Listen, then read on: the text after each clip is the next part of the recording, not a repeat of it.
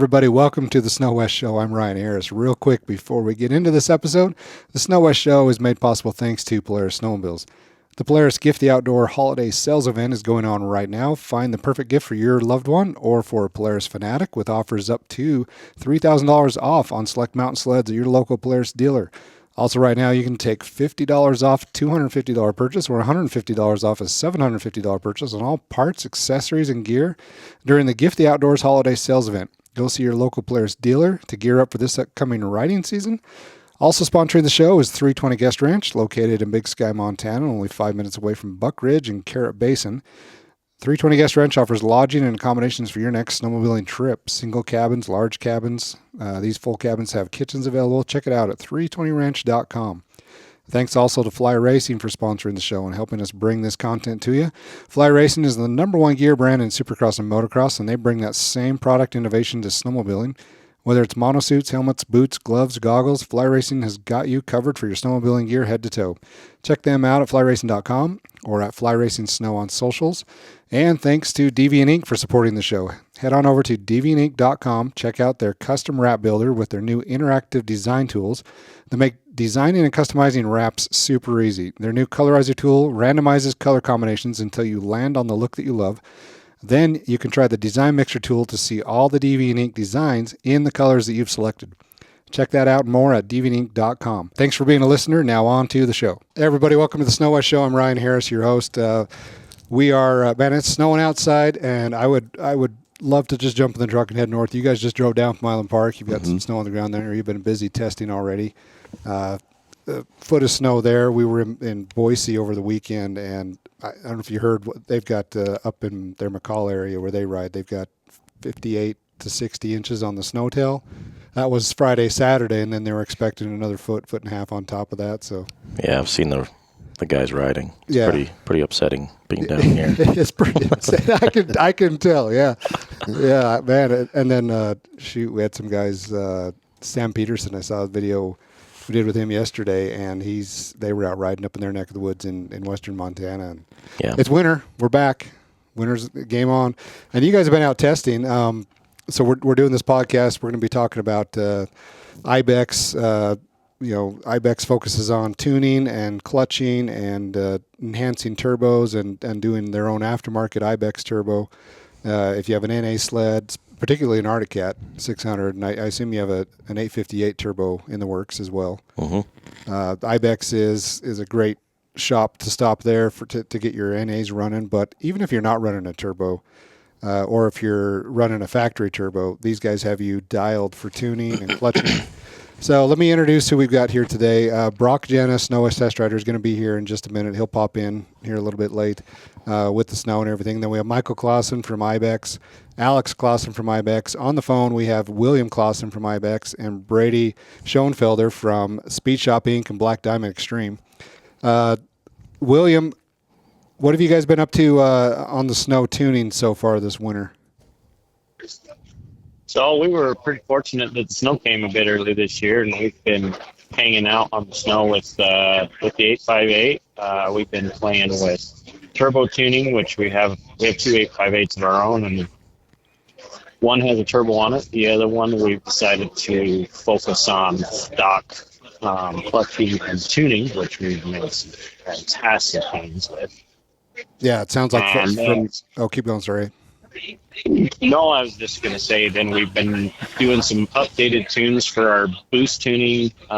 We've found some cool new stuff for the 25 season as well as the new Gen 5s. So it's been fun. Yeah, good. Brady, I can't imagine it's stacking up quite as deep out in your neck of the woods. Are you ready to drive out west again? We were actually out there with William last week. But, yeah, no, I think it's 30 degrees today, and I'm looking at a lot of gravel in the driveway. Well, nice. Well, you got a little more riding in so far this year than I've got. We've yet to do our first ride. Alex, let's dive right in here. Let's talk about I'm most curious about your 858 stuff. I know, Michael, you were telling me some gains that you're seeing on the stock ECU. There's a lot of room left there on the table for someone that can go in and do some tuning like you and William. What are you seeing on the 858 so far that you can tell us? We were fortunate enough to link up with BDX obviously a couple of years ago, and so William actually went up to Jaws and we got on their dyno and started, looking at all the parameters we can change and everything, and yeah, there's some room left on the table there. Right around, I think, 7 horsepower at the top, and in the mid-range there's upwards of 20, which we were a bit shocked, but we love it. And then there's some special stuff that we found that's going to make the mid-range even more responsive, and as tree riders ourselves and mountain riders, that's what we like is that mid-range, the 9R and stuff like that. I'm a boost guy. I'm a turbo guy, and I'll probably never go away from that. Brady did get me pretty close to going to an all-NA sled, but he just can't quite make it fast enough for me. So I'm stuck with the 858. And I told William, I said, you can do what you want with yours, but mine's getting a turbo put on it because I love turbos. And so, from the 600, piggybacking off of what we learned from the 600 and everything, we're using basically the same turbo. There's a few things that are changed. We've changed up the airbox just a little bit. And it started off, you've probably been around the tuning, it started off really great. You go out there and it bogs and it's just fantastic. But we're really, really close. We're just waiting for a little bit more snow, go up in the mountains this weekend and see if we can put it to the test. It's definitely faster than a 6. Your bottom end's where we wanted it to be. I love the chassis. The Catalyst chassis is a fantastic chassis. So a couple things that we're working. I know William's got some clutching that he was testing last week. I think we were getting about 2 links faster than the stock stuff. We focused on our back shifting, of course, with our lighter weights, shallower helixes and stuff. We're making a couple more changes, and then obviously with the with the tune, it makes it even that much more responsive. The 858 is a great motor. It's a new motor. It's a lot to learn about it and how it works and everything, because the valve system and stuff works a little bit different than the old conventional valve system. So we're pretty excited to dive into it. So far, everything's looking good. We have heard some horror stories of a couple of guys with 858s. Mine's got 100 miles on it of pure 7 pounds of boost through it. So it's lasting. So far, so good. So far, so good. So yeah, I know Cat was talking to a couple of their guys, and I know they've got an ECU update in the works. So it might take them a while, given their situation, to push that out. And then they've got another an adjustment on one of the servo arms that they need to adjust. If you've got an 858, you probably need to get those 2 things checked out. But on the turbo side of the 858, what you're working on, how big of an advantage was it having the 600 in the Catalyst for a year? Well, you had it for 2 years. How much did that help you, would you say, at this point with the 858, with 2 858 productions in your garage? Well, I mean, as far as fit and finish, it's basically the same. It's the same thing. The motor's moved down and back, so everything fits a little bit better. We move the injectors on the 600 just because it's easier. You put a little bit more oil through the crankcase and stuff like that, keep everything oiled up. Something we decided to do straight from the beginning. The 858, we weren't going to do that. As of right now, everything seems to be coming together. We don't need to do that. So the kit, I would say, is even cleaner. We've got a new intake piece that we're making that is going to, it gives you 180% more surface area that it sucks from. We've got 2 basically powder valves, more or less, in the plenum, so that if it does ever get plugged up, it will suck under hood heat or under air, which is a little bit hotter, but no air's, or hot air is better than good air. Hotter is better than nothing. Yeah. So that's the most exciting part that we've done with the 858 as far as that. The 600, it taught us a lot. It was a lot harder to tune than we thought it was going to be. I don't know, William, if you've got something else that helped us with it. I mean, obviously, fit and finish is something that we focused on, and we've done a little bit different with the airbox and the intake on it, which will come to light here in the next couple of weeks. We want to finish testing one other thing to see if it works. So do you plan on having an 858 turbo kit out this season for the 858? Yes, we were planning on releasing December 15th to a limited limited people. You know, kind of a beta test out there. I don't know if we're going to hit that date as far as getting our production stuff to us, but we should be pretty close to it. So yeah, I mean, we're fully planning on having something out there, and I think it's going to be with the turbo that we use. You know, that was something we actually brought into the industry, and now we've got 2 of our competitors are using it now, and it completely changed the industry. You don't necessarily need the bypass valve that Polaris and Ski-Doo use with it. We are in the process of putting that turbo on a Ski-Doo. It works really well. We just don't. There's some things that we're fighting in the ECU because stock ECUs are just lovely to work with. But that turbo has changed everything. We actually went to a little bit smaller one because of the boost level that you're pushing on a snowmobile doesn't need to have, you know, that much.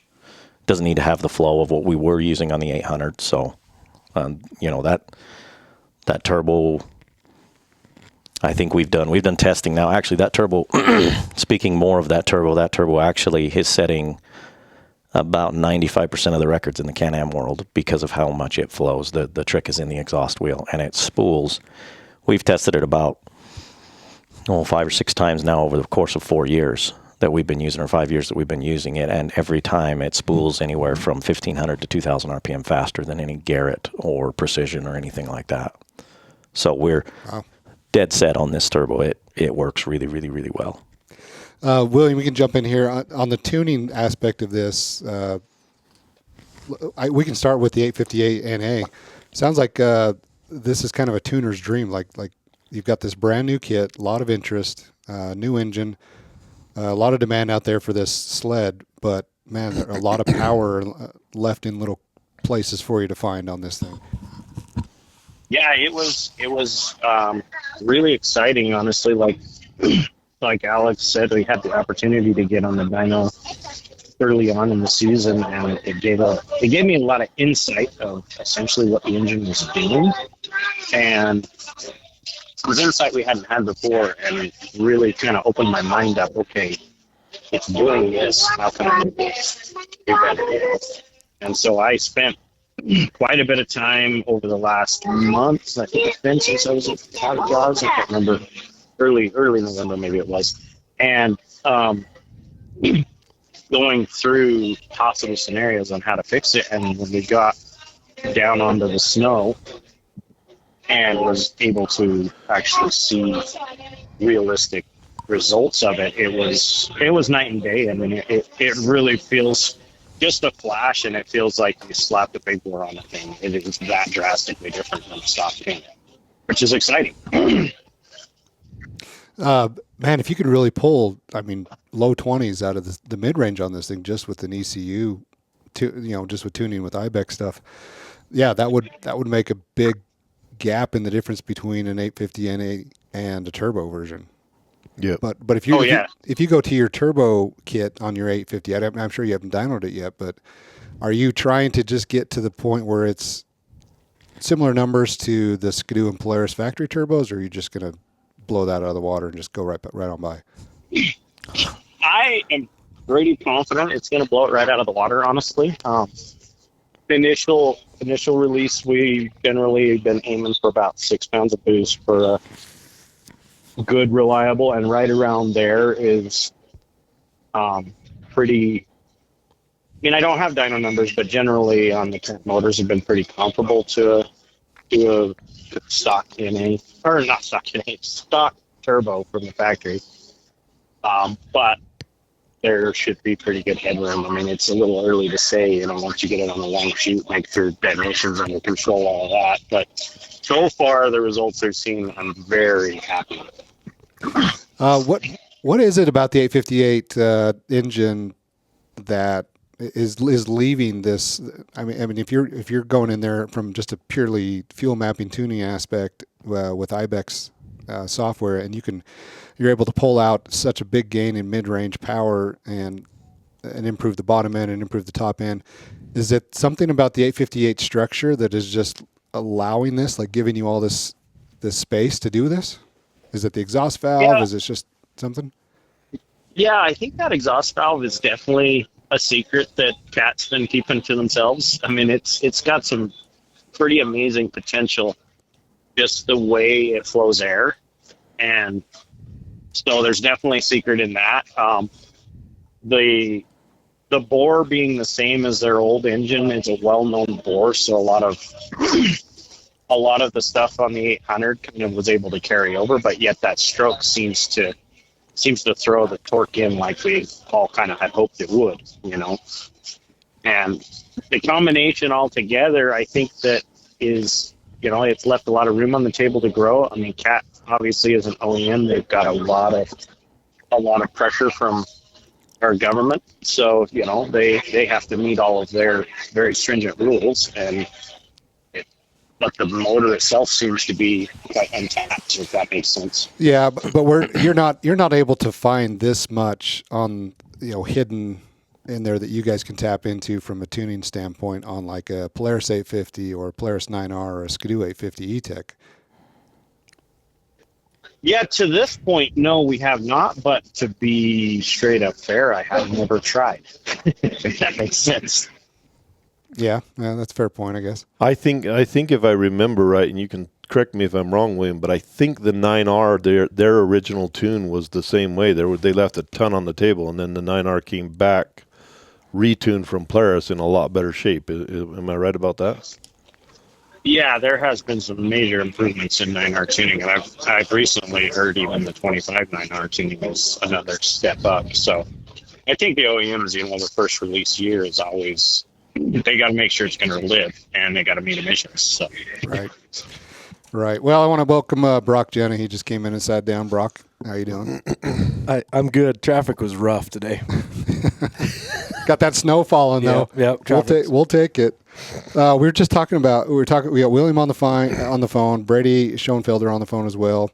Alex and William were talking about on the 858, just stock, like out of the box. They're able to go in with their IBEXX software and find so far gains up to 20 to 22 horsepower in the mid-range, like significant stuff. Just not having to go change any hard parts, just tuning on the IBEXX side of things. Like that's a big leap forward if they can pull that out and get that power. Yeah, that to be able to pull that kind of horsepower. And where'd you say most of it was at? Mid-range, right? Uh-huh. Mid-range. Is there much on the top end as well? Or mostly just mid? Most of it was mid-range. We saw like one or two at the top when we were on the dyno, but we've made changes since that I think are adding. We're seeing RPM come up now, so I think there's probably more at the top, but I just don't have a way of measuring it right now. So if you say let's say we're Bruce and we just bought an 858 and picked it up because he did, right? He's got that thing sitting in the garage, and you take this thing to IBEXX and you get the tuning done. You do some clutch work. You throw a Jaws pipe on there, like you were talking about. Brady, you've kind of brought Jaws into the picture here. What are we talking here? Like clutching, tuning, and a pipe. How much power are we putting onto this thing? Would you guess? I think William knows.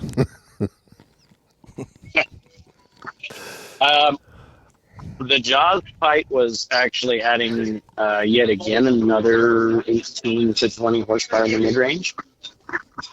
And the top end, we saw 7 horsepower, and he was pretty confident he's going to be able to find more. He's actually putting it back on the dyno this week. And this is after you've done the tuning, or this is just the pipe on its own on a box stock engine? It was both. So we tested it box stock, and we tested on top of the tune, and the two of them stacked very nicely. I mean, it went from, I think we gained almost 41 horsepower with a combination of the tune and the pipe in the mid-range. I mean, dang, that sounds like a turbocharger. Sounds like a factory turbo killer right there. You got to remember that this is in the mid-range, so it's not exactly you go out there and drag race that you're gonna do it. What you're gonna notice is what everybody wants about the Catalyst, the 9R, and Ski-Doo. I'm sure we'll get there with the weight, but everything is light. And the mid-range, I mean, yeah, you can. Why is the 9R selling so well? Because the bottom and the mid-range are so snappy. Yeah, it's got some top-end pull, but it'll never keep up with a boost. Right. And that's the thing is that it's kind of a little bit, in my mind, a little too hard to believe, but we do have the dyno sheets that we, and, I called William and I was like, his dyno's got to be off. And William's like, his dyno's not off. That is what we found in the mid-range. And a lot of that is due to what more or less Cat had to leave on the table in my mind because of the emissions and stuff. Everybody loves the emission side of stuff. And, they're, you mentioned their ECU flash they're coming out with. They might be able to do that. We don't know until they release it, but it's been phenomenal. We noticed it when William was riding it. He called me and he said it's a true 20 horse. He's like, it has to be, because he's like, if you wheelie, you can grab it and wheelie, and he's like, if you hold it and don't back out of the throttle all the way, he's like, you can hold a wheelie all day. But he said, now he says, when I back off the throttle and I get back onto it, he's like, as long as the traction's there, he's like, it'll stand right back up again. And I'm still not an NA guy, but I was like, that's impressive. I might do it, but I have to, flip Brady some hard times because NA is just not where it's at. Hey, Brady, I'm right there with you, buddy. Me and you, NAs all day long. Oh. It was, I know William hasn't said it yet, but I was testing our own clutch kits that morning, and I was so used, it was bone stock sled, just doing clutching, and he was working on the tune at the time. And he goes, just go try this one out quick. He goes, just go get me a data log. And I walk in and I'm like, that's not the same sled. And that was with stock clutching on that thing and a tune. It was just unbelievable what that tune did to that thing. Oh man, I'm excited. This could be a heck of a lot of fun because, of course, if we go back to the 600, we weighed Greg over at Precision Performance. He had a stock 600 Catalyst this time last year, and then he had your turbo kit on the same sled, so same track and everything. Neither of them had electric start, so it was pretty apples to apples. And the turbo kit version of that sled was within just a few pounds of the NA. Most of the time, it's 1 or 2 pounds less. Like I say, it was 2 or 3 pounds. Yeah. So is that going to be the same with the 858? If you maybe you're going to sway me over to your side of the table here, Alex. It's running a turbo on here. Your turbo kit going to add any weight to the Catalyst 858? No, it won't add any weight. Because of the changes that we made to the intake, it might add a pound. It might. But the Catalyst, when we weighed it, because I've got a 146, I had the 146 600, and I had the 146 858 now. Both electric start, big battery, which drops 25 pounds off when you take that battery off. But the 858 was 2 pounds lighter than what my 6 was when we weighed them stock for stock. And so I think I haven't weighed it yet. And I've got a wrap on there, which you wouldn't believe adds about a pound or two to it. They're close to 3, depending on what wrap you do. Yeah. Well, yeah. But because of the way the intake is, it's cleaner. It's going to... The one thing that we saw with the 600, the way we did the intake was when you let off the throttle, you get that throttle chop so it clears the snow. Well, it never cleared the left side. And so we focused a little bit more on doing that, along with having more surface area to suck from. And so the way that it's built now, it's going to be it might be a little bit heavier, but it's not going to be any more than a pound, I would say, if it is, which William can correct me if I'm wrong, But if we're going on, if we just go do the math, and I'm terrible at math, if we go back, the 858 itself is lighter than the 600 by 3 pounds. Your turbo kit, if you take off all of the components from the Catalyst, the exhaust, the muffler, the airbox, and then you put back on the IBEXX turbo components, you're not coming out of that heavier. No. You're in fact coming out of there a little bit lighter. Yep. So this 858 IBEXX turbo should be 3, 4, 5 pounds lighter than a bone stock Catalyst 600. Yes. Right? Yes, So that's true. I'm Apples for apples. Yeah. I'm looking forward to that. When are we riding? Well, I'm going back up there to finish tuning, so depends on how many A-arms you want to buy. I'll leave that to Broc. Yeah, let's not bank on being an oversupply of A-arms. Yeah, A-arms are alpha rails. I don't want to. Right. I don't want to play that game. Let's wait a little bit. Oh man, I'm excited about that. So you say that turbo kit's going to be coming out sometime in December to a limited number of availability, but the NA tuning, when are we going to see that available? Well, I would say, what do you think, William? I would say about, if this was a full week, being Thanksgiving and everything, I would say it would be about a week or two. So I think that's accurate, William. The one thing that we're going to do that we haven't done yet is we've been riding across the field. And you can make anything feel good across the field. So we got to go up in the mountains to make sure that we didn't mess something up, which we never have. So we've been overly perfect. Michael laughs there. I know I shouldn't have let him on this show if he's going to do that. But so we just have to go up and test the clutching. It's R&D, Michael. It's R&D. Yeah, the good news is we have had the tune on one sled now in Canada, and I don't know if you've seen the snow reports up there, but they're like it's over your head deep up there right now. So Yeah. them in Colorado, Montana. I'm not foreseeing too much issues. We're going to have a couple more testers up there probably by the end of the week. And we will be doing more testing by the end of the week because hopefully this snowstorm really dumps a bunch for us. So I would expect to see stuff next week sometime posted, and then clutch kits will be available probably in 2 weeks. Yeah, we got to get stock on those. So I was up there when they did the clutch tuning, and we gained a solid 1.5 to 2 links just on the clutching. I have not been there since they've done the tuning, but that apparently made a substantially greater difference than the clutch did, and we haven't tried the pipe outside of the dyno yet on there. So those three things should give us, somebody's got a lot of options with the NA. And then, of course, we can go to the turbocharger, and I think Brady's going to have a head as well for both applications, NA and turbo, and we expect a few more horsepower out of that, as well as help out with being able to be more safe with the level of octane you have too, right, by using a head. So I think those things kind of wrap up what the 858 is going to be, and I just can't imagine anybody wanting to ride their sled stock after they rode one of these. Those are legit numbers, and if we truly see that on the snow, like you're talking a gain on an NA side that we haven't seen in years. Like, yep, that'll drive 858 popularity up through the roof. That's exciting. I walked in late now and heard all this, and just kind of catching the tail end of it, and it's really, really exciting. I want to go. I want to go ride now. Well, might pay for some A-arms. It sounds like you've got a few bent A-arms that you need help replacing right now. Nope. Not yet. Not yet. That never happens this time. Haven't been in the rocks yet. Never happens in November. No. Speaking of riding, though, let's jump into that section of the show.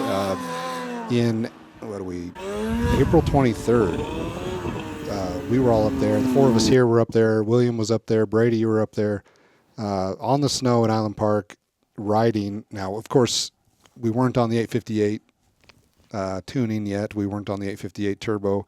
We were on the 600 Catalyst that you guys had an IBEXX turbo on, with clutching and all that stuff. We were on one of Brady's 900 big bores, NA, and then we were also on one of Brady's 900 big bores with an IBEXX turbo, like kind of a full gamut. Now, none of this stuff is on 858 engine structure. It's all based on 600. The big bore is on the 600. And then did we have an 850 C-Tech? Or an 800 C-Tech stuffed into a 600 Catalyst there, or is that just one that you guys... No, that's just one that we did this year. Okay, you had that sitting Did we have a C-Tech in the other chassis up there? I don't think so, no. Yeah, a lot of stuff to keep. So the 900 turbo that Brady has, August Hansen is the one who has put that together. So if people are looking for that, need to look up August. That Rank Rides LLC. Rank Rides. And he's that's what made me really excited about the 858, because if it even held a candlestick to the 900 NA, which I figured it would be close. It is a bigger bore, but a bigger CC, but it does have the 858 has the stroke that the 600 didn't. But that one at 4 pounds of boost would keep up with a turbo Ski-Doo actually it would beat a turbo Ski-Doo at 7 pounds of boost. And that was a testament to the engine package, the turbo that we're using, and of course the clutching. And since then, I convinced Big Doug over here to let me buy a 900 and drop it in mine. So my 600 is now a 900 turbo, and we've been tuning on that past couple days, and I really like it. The turbo side of stuff is just, I mean, I'm getting you there. I can see it in your eyes. Is there what's the demand like for that 900 turbo or 600 stuff anymore? Is there The still 600 stuff, we sold some right away already. So this season? Have you? yeah. Yeah, I've got. And it's just so inexpensive to go get a 600 right now. Yeah, that's a good point. Yeah, That's an advantage for if somebody wants a new sled with, some extra ponies and stuff. You're not going to get into a sled any cheaper than that one. yeah. You go pick up a used 600 on the market from somebody who just traded in on an 858 and probably picked We it have- up for we have- 12, 11. Yeah, we have 3 customers now that have actually bought the 858, and they're actually keeping their 600 turbo just because it ran so well. So, and I've told them, all 3 of those customers, about the 858 tuning. So they've already got the downloader and everything. So we just have to throw a license on it, and they're going to do some testing. One of them's up in Alaska. So the 600, because the chassis is so light, you don't need as much horsepower, and it goes through the snow really well. And I mean, the kit runs really good, runs really clean. So. Well, that 600 turbo is what's got me excited about the 858 turbo. Like that had some really, really just clean spots in the RPM where it just ripped so hard. Mm-hmm. And if you can get the 858 to feel like that, and like kind of bridge that gap between because there's something to be said about the Ski-Doo and Polaris factory turbo. Mm-hmm. They're just like turning on your car, firing up your Chevy diesel and Not the it's Chevy. turbo. Well, okay, firing up a Ford. There you go. And you two are out. You two. Wow. We'll fire up our Fords here and just day-long reliability. Yeah. Knock on wood, buddy. Yeah. I've been there. But that's kind of the appeal of the factory turbos. Obviously, Cat doesn't have that. Mm. So there's not, everybody's trying to fill that void. You want that Catalyst platform. You want that 858. You want that lightweight chassis and everything. So that's what I'm looking forward to based on what the 600 Catalyst that you guys have put out. The IBEXX turbo on the 600 Catalyst. I cannot wait to see how you guys fill that void on the Cat 858. Well, and I think you mentioned on that first ride when you rode the 600, you rode Riley's, actually the sled that he took over the top last year. Mm-hmm. And I remember you saying that what you liked about it, and this was the whole goal when we built this thing, was to keep everything really low. And so our turbo only sits, 6 inches off the belly pan. And so what that does is makes it so that when you're riding, you don't feel the weight of that turbo. And that is something between the 9R and the boost that I do feel, and the Ski-Doo NA versus the turbos. That turbo sitting up high, it does. I mean, is it the worst? No, not at all, because boost is just way more fun. But, Yeah. It is nice to keep everything low. That was something that the Arctic Cat Race Team guys kind of pounded into our head, and I totally believe them now. So. And your turbo does sit like dang near in the belly pan Mm-hmm. on that PTO or on the mag side. And like you said, the Polaris turbo, it's up above the muffler and it's kind of out to the right of the overstructure on the, Yep. on the frame. The Ski-Doo was able to get theirs kind of centralized, but it's high. Yep. It's at the top of the pyramid frame, but it is central. It's over the motor. So they have a better kind of package on the centralized mass. Now, if they could just lower the overall weight, that's another conversation we're harping on them constantly about. But Right. that Cat turbo that we rode, your IBEXX Turbo 600, man, that turbo is just so low.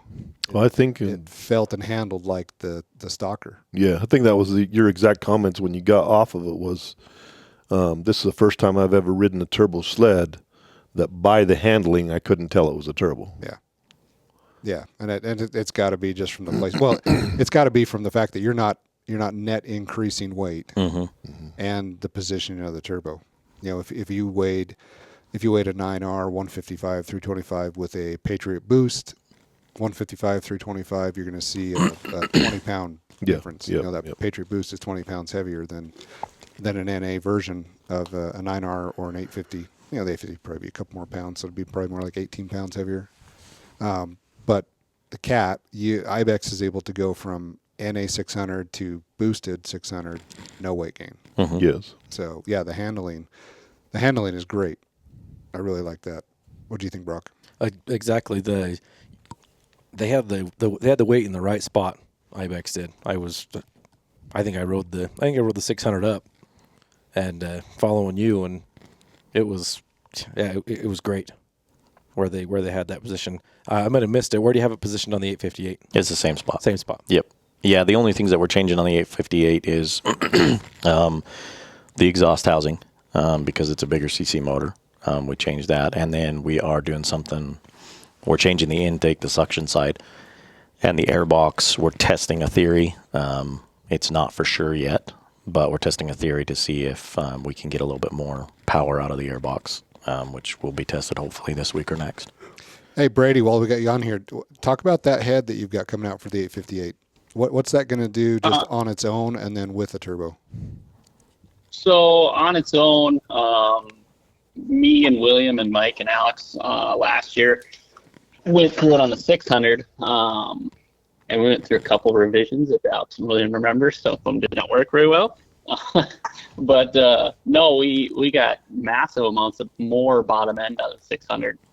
And I think I got to ride it once. We did a lot of just shipping parts back and forth last year. But I rode that turbo on the 6 once with the head on it. And I mean, man, the bottom end increase off of that head, of just the head, it was basically great gains off of that. And then the nice thing about the 858 too is I think we took off 3/4 pound from a stock head.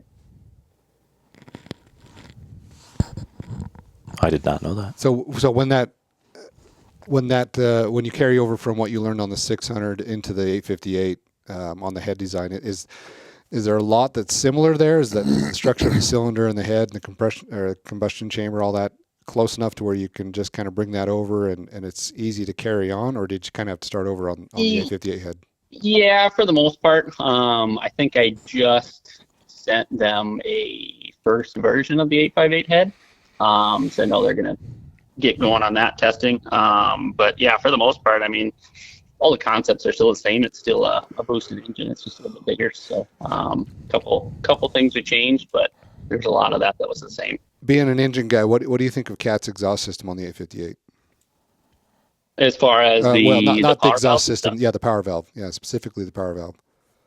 It kind of reminds me of a KTM valve, which I mean, they were running. Granted, it's a 4-stroke, but they were running things for a long time. So I'm excited to see. And I mean, it's a lot simpler of a valve than the old 3-stage valves. So be exciting. I think it is quite a bit lighter than the old valves, being that they're all aluminum. Yeah, I think so too. It seems like a good concept. William, where do we go from here on tuning? Like, what's the future of IBEXX? Are we going to get that push more into turbos, or do you think it's going to be NA and clutching? And where do you see this going? Oh, we've been talking about this actually a lot lately, so it's funny you asked, but our goal is kind of to do most of everything because, with the gains we're seeing both on the NA and then the turbo experience we've had, we recently discovered something new on the Gen 5 turbo that we're super excited to bring out this season. And, we're working with, obviously, SSI for tuning for them, and we've got a few other companies that are wanting to work with us on it, so we're going to kind of be spreading our wings a lot in the tuning stuff. But our clutching, we will continue to maintain that as well. What are some things you're finding on that Gen 5 Ski-Doo? Is it something you can talk about, or is it something in process still? Yeah, it's still in process, but it's some of the boost control settings. That ECU is very intricate, very quote unquote smart ECU. We literally figured this out last night at about, when does it get dark? About 5. William said that when he hit the throttle, he couldn't see in front of him because the lights went to the sky, which is typical on a Ski-Doo, but we literally just figured it out last night, so we're not 100% sure how it's going to transition into it, but it's pretty exciting now. I mean, we've finally had a breakthrough with it because we've been struggling with it for sure unfortunately, for 2 years. The Gen 4 stuff, we had really good success with it. But they changed some stuff in the Gen 5 that I don't think a whole ton of people know about. So we're excited to bring it out as soon as we verify everything, obviously. All right. Well, we'll have to kind of follow up on that stuff. But so you're obviously we've talked about the Cat. We've spent most of the show talking about the Cat 858, but you are doing a lot on the Ski-Doo 850 E-Tech Turbo R. Probably working on some NA stuff there, I assume, too. But the demand is probably much higher for the Turbo R on the Ski-Doo. Especially in the market that we supply. The turbo side of stuff is definitely, we did, I forgot to mention, we did find, was it 1 or 2 links, William, with our Gen 2 Ski-Doo clutching? Oh, yes. Yes, I had forgotten about that. Is that through a combination of weights and helix, or just weights? Just weights. So, yeah, over top of our old kit, it still comes with weights and helix as a full kit. But yeah, we saw about 2 links faster there, and then we just released our Gen 2 boost clutching as well, which we're seeing. I think a bunch of the guys in Canada are claiming anywhere from 10 to 15 kilometers an hour more track speed over our old stuff. And that's on the Patriot Boost, the Polaris? Yeah, the Patriot Boost, yep. Did we make that same change on the 9R, Will? We made a change on the 9R as well. I don't think we saw any track speed gains with the change, but we saw massive bottom end increase. Which is, and back shifting substantially better. Which is huge on the 9R with all the bottom end it already has. To gain more is huge. So we kind of went. And I'm saying that over our old stuff. Our 900 clutch kit, they're seeing 10 to 15 kilometers an hour over the stock clutch stuff. So do you have a tuning package available for the 9R as well? Not yet, but it is on the schedule. Hopefully, we'll see where we are by January, but it is on the schedule to build a tuning package for it. It sounds like you could wake the boost in the 9R up pretty good with just clutching. Yeah. Oh, yeah. Yes. The thing is what we figured out on the Cat, we're pretty sure is going to transfer to the boost and the 9R and actually the Ski-Doo, but we have to figure out exactly how to transition it because not everything's the same. It's still an engine, but we have to figure out how. If that's going to work. So the 9R is in the works. So I think you have one, don't you? Mm-hmm. Yeah, you were going to bring that down, or did you want me to pick it up? We'll bring it down. Okay. Speaking of A-arms. Yeah, does it come with A-arms? I want it back with A-arms. A-arms and rider. So one of the things that we should probably talk a little bit about too, because I played a little bit of game with you and Broc when we first went up and had 2 stock 600 Arctic Cats. And when we got up there, do you remember what you said, Ryan? Yeah. Did you put an 800 C-Tech in there? So you were riding a stock sled, and then you get off that sled and you said, "This isn't my first rodeo.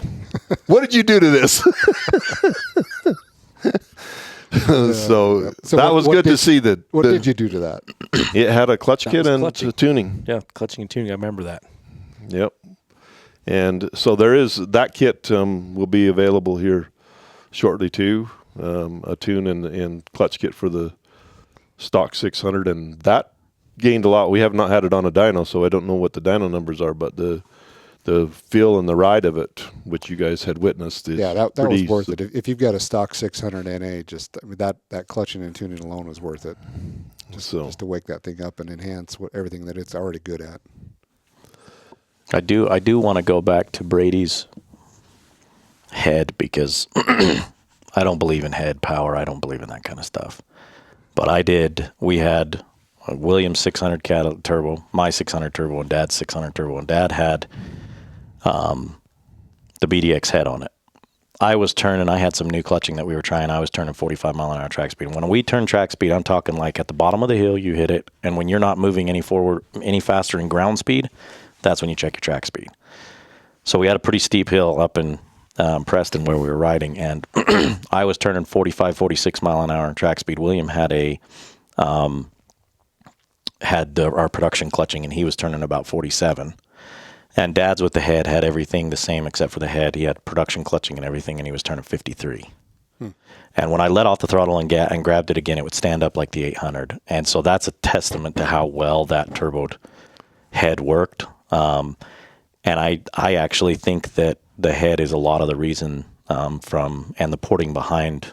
We've had a couple of guys, I don't know if Brady knows this, but we had a couple of guys check out Brady's porting to see if, old friends of Dad's that used to win races and stuff when he'd let them win, right? It wasn't our doing, but yes, we ended up finding out, right? Oh, yeah, that was one of our customers that did that, didn't he? And See he's what happens when you just let somebody take the sled home. I know, exactly. So speaking of letting somebody take your sled home. See, that's why the 9. Yeah. That's why I will bring the 9R to you. But the 900, we felt it was really strong with the turbo on it. That's what I loved about it when I rode Brady's, and then I was like, dude, you put a turbo on this, and we're home free. And then after that, we went and did one on mine, but we did something different last year. We put the throttle body before the turbo and everything we showed you guys, and the way the ECU works, it didn't quite work out, and it was going to take a lot of time for us to do it. So we actually went away from that on the 858. But it might be viable later, but yeah. And I got back on my 9, and it just had that bottom end that I remember the 9 having, and a lot of it's testament to what Brady's porting is and the head. And like I say, that 900 package, August from Rank Rides, he's the one that was like, hey, I want to do this. And we're like, dude, it ain't going to be cheap, because it's something we've always wanted to do, but we couldn't. And he ponied up, and he, as far as I know, I think he's ridden it only 3 times. We've put most of the miles on it, but as far as I know, he loved it. He's going to bring it back to us to finish up. But that package is at 4 pounds of boost, that thing is plenty. And I don't say that very much, because the boost in the Ski-Doo turbo, I just like turn them up. Just put some VP 110 in there and crank it, see what happens. So far, we've got no rods out the side. So I do want to say the testament to what Brady's head is. So we're super excited to see what happens on both the NA 858 and the Turbo 858. So yeah, good job, Brady. Sounds pretty fun. What are you doing? Do you have anything in the works for porting on the 858, Brady? As of this point, no. But a lot can change in a hurry. From the games we found right now, I don't see a big reason to, but we might do some personal stuff. But the bad part is bad, and the good part saves me some time and labor. But the bad part is to get the porting done. You guys got to tear apart his engine and have some downtime, because I won't have cores on the shelf to have ready to go. Because obviously everyone's cylinders come back in different conditions, and with a big bore, they all have to get bored and replated anyways. So they're all getting new cylinders back, and they know that. But the bad part is having a core situation with a stock cylinder. Someone's going to be unhappy whether they get something that's got a ding on it or something like that. So I don't see anything happening production-wise. We might screw around with it and make 1 or 2 here and there just for a customer that wants to spend a little coin. But for the time being, I don't see anything happening this season, or at least not winter season. More springtime, might see something. It doesn't really sound like there's any need for it. Like if you can just with tuning alone and maybe throw a pipe on there, you can pick up.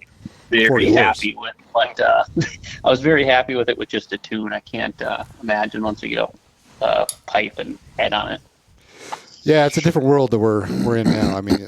You're not having to go into the internals on the engine like you used to. Yep. Like you used to be able to, even on the Razor stuff, if you wanted to turbo a Razor a few years ago, you were doing rods and pistons and studs and a lot of internal engine work to get to handle that. But now, even on this Cat 600, you're able to boost that without doing anything on the internal side. Mm-hmm. So, all right, you got anything else you want to talk about, Alex?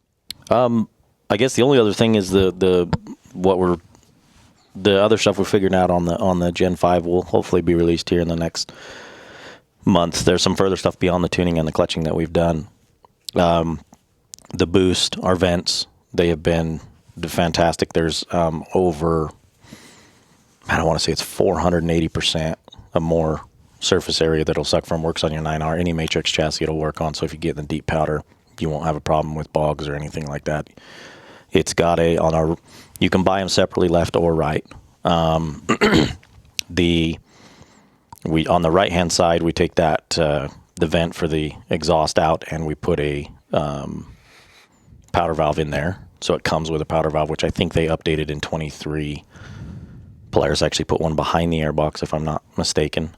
So you'll have two there. So it comes with a powder valve, and like say there's 480% more surface area that it sucks from.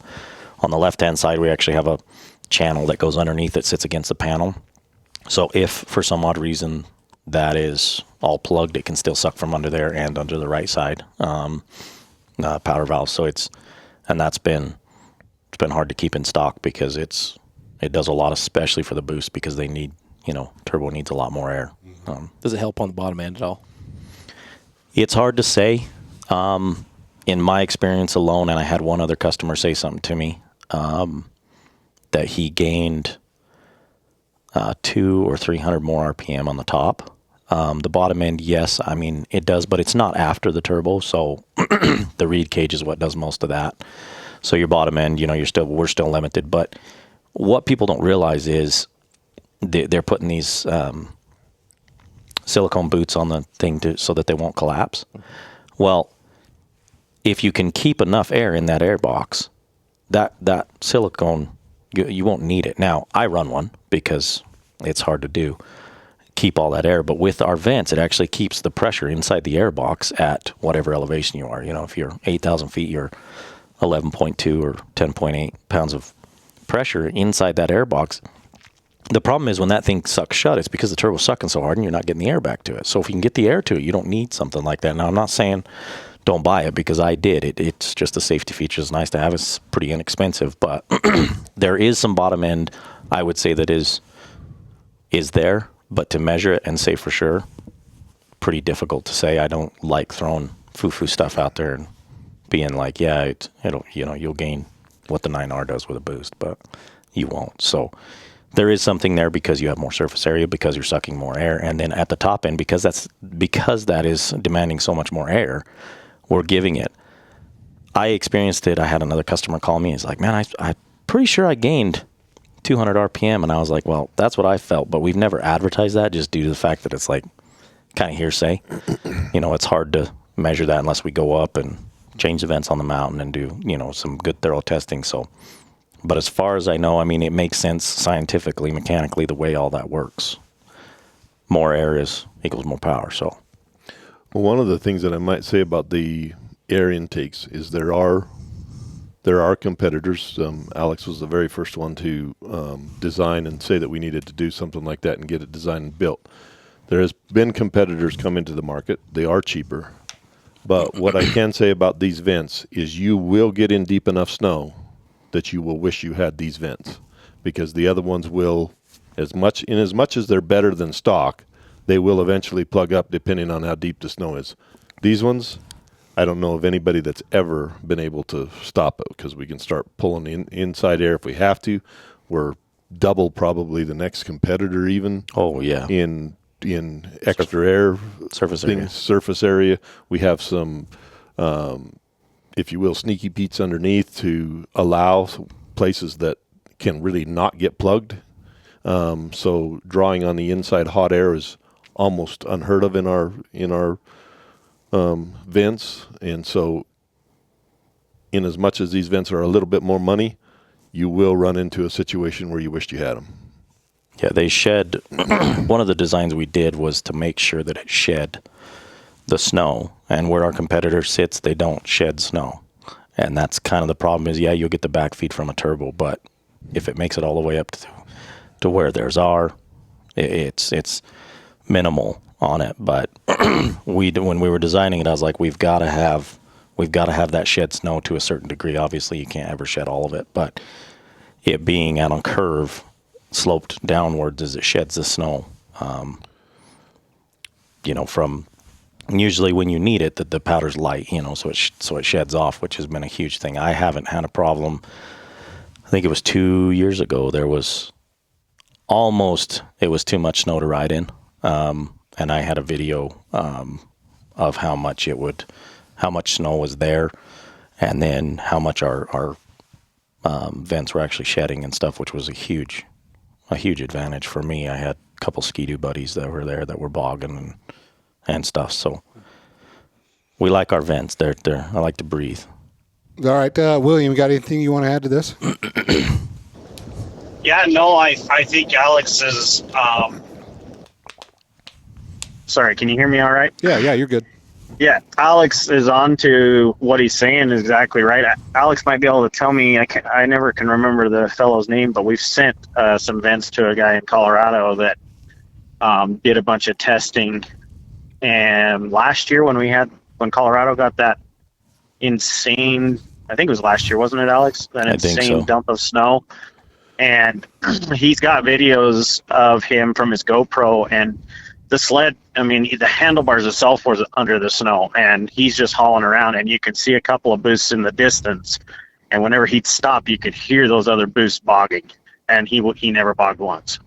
And I think he only had one side of our vents too, not both at that point in time. I'm not sure. That was Blaine that works with Chris Brandt, actually. Oh, okay. So I think he's a firm believer in our vents. I think we've put a couple on Chris Brandt's, and then all the sleds that they sell, I think they put our stuff on there because of just the mechanical side of the way that works. So yeah. All right. Well, we're coming up on an hour here. This has been a great show. Learned a lot about the 858 and how to easily go get some more power out of this thing. So, mm-hmm. so I think that's something a lot of people are going to be interested in. If you want to pre-order your 858 high-intensity turbo kit from IBEXX, go to IBEXX.com. That's IBEXX.com. And check out all the other products they have, the tuning and clutching and air vents, turbo kits, everything. And then Brady from SSI Speedwork or Speed Shop Inc. Go check that stuff out there. He's got the head exhaust system, anything you want to do with your engine. Speed Shop Inc. Check them out. And thanks to everybody for coming on the show. We've got Broc Genta here, Snow West Test Rider, Michael Klassen, Alex Klassen, William Klassen, and Brady Shoenfelder. If you want to check out more episodes of Snow West Show, go to snowwest.com or check out the Snow West Magazine YouTube channel. We're also available on Spotify and Apple Podcasts. And if you go to snowwest.com, we still print the magazine. We've got a few copies sit out here. We're always going to print a magazine. So we kind of get that question, I guess it's just part of the digital age, but we always get that question, are you still printing magazines? Yes. If you see Snow West around, we are still printing magazines. You can still get a subscription. Go to snowwest.com and sign up and get the magazine. And check out some more shows. All right. Thanks, everybody, for coming. Thank you. Thank you, Ryan. We Thanks, really guys. appreciate it. You bet.